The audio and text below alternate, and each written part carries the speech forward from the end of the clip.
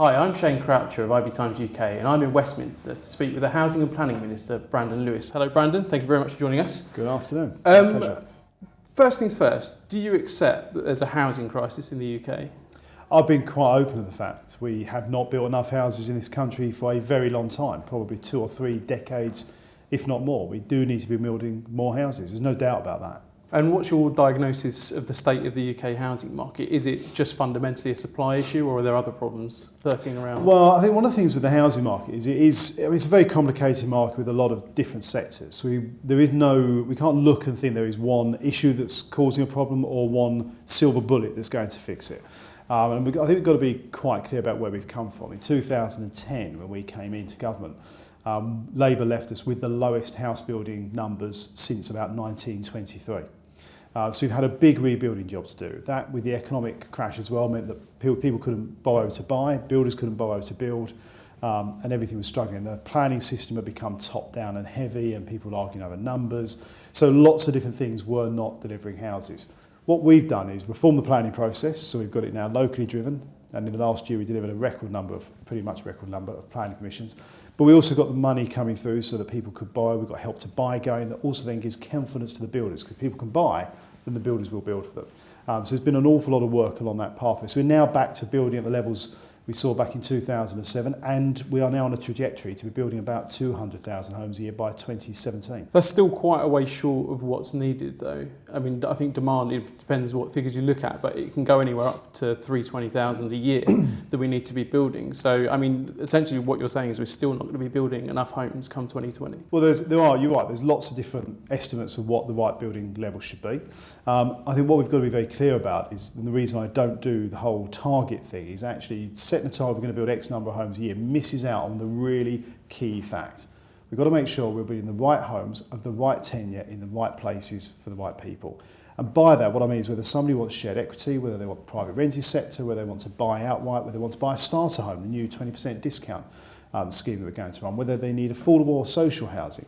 We've got to make sure we're providing the right homes for those people in the right parts of the country and in the right places. And that's why local decision making over planning is so important as part of the package. On the point about local decision making and planning, I mean, the house builders consistently say that planning is still an issue for them. I know the government's launched its red tape challenge and it's tried to reform the planning law, but quite a lot of your critics say that actually the progress has been far too slow on planning reform, and you've still got a lot of NIMBYism, and essentially builders aren't being allowed to build as much as they're saying they could build if they didn't have such obstruction in the planning law. So why is it taking you so long to pick through the planning laws and liberalise them? Well, it hasn't, actually. One of the first things we did in government was the Localism Bill, that became the Localism Act. That brought in the National Planning Policy Framework, moved much more to local plans, with neighbourhood plans as well being introduced with that. And what we did was we stripped away some 7,000 pages of planning guidance and regulations and got that MPPF that's just 50 pages. In fact, even this year we've produced a plain English guide to planning as well, so anybody can read it and understand it. And that's paid dividends, and this is where I'm not sure I entirely agree with you. And having just today spoken at the Home Builders Federation, the planning group, as well as a conference today, and just a couple of days ago with housing associations as well, the planning system is not actually what builders are now saying is the issue. The biggest challenge to the construction industry is the skill shortage. And the reason I say that, and I can evidence that with planning, is the change we made in planning means that we've just had at the end of 2014 a pretty much record number of planning permissions approved. 253,000 homes, that's over 690 a day, got planning permission in 2014. And that's because we're trusting local people. And what that's doing is getting local people involved in the planning process gives them confidence over the fact that the homes they will get are the homes that they need and are appropriate for them, in the right places, in the right structure, with the right infrastructure as well. And that's giving confidence to people. And that's why people's acceptance and support for development has shot up to about 57% when it was very, very low back in even 2012. One of the biggest or most contentious issues in planning law is Green Belt. And the government is pretty clear that it wants to maintain the Green Belt where it can. But, and I think in its own guidance it says, you know, unmet housing need is unlikely to outweigh the benefits of the Green Belt and maintaining the Green Belt. But are we not being too dogmatic about the Green Belt and actually need to start thinking that developers need land, there's a lot of land around our cities, and we should be allowing our cities to sprawl further, particularly in London, to meet the housing need. Actually, I think what we find is what people don't want is that kind of urban sprawl and just continual growing where we lose actually part of what makes this country so quintessentially British, which is that wonderful countryside that we enjoy. And the Green Belt was there for a very specific reason. It was that green lung around communities so that one village, one town, one urban area doesn't just merge into the next one. There are defined villages, areas and towns.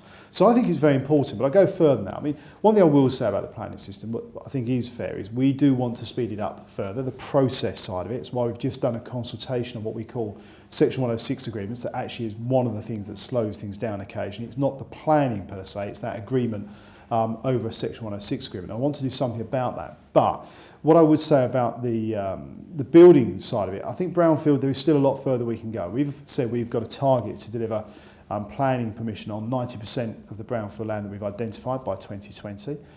The Council for Protection of Rural England, who I've worked with over the last 6-9 months, they believe they can identify some 1.5 million properties that can be built on brownfield land. That's a lot of homes and a big chunk towards the sort of levels we want to see built over the next 5 years. Now, there will be some of that 1.5 million that are potentially unviable or difficult to build out, but we've identified 200,000. They think it's 1.5 million, and I'll be working with them to make sure we get to that point in those 1.5 million, to make sure we develop every single part of that we can before we start touching that wonderful green belt. But ultimately, and this is a really important factor with green belt, it's up to local councils. It's not for a suit or somebody in a shirt in Whitehall to decide what areas do. It's very much up to a local authority. Local authorities accountable to local residents who know their area best, know what they need and what's right for them, can make that assessment, evidence it and make their decision locally. But sometimes they don't make decisions that are right for the whole community. The planning system is used to block developments that will perhaps,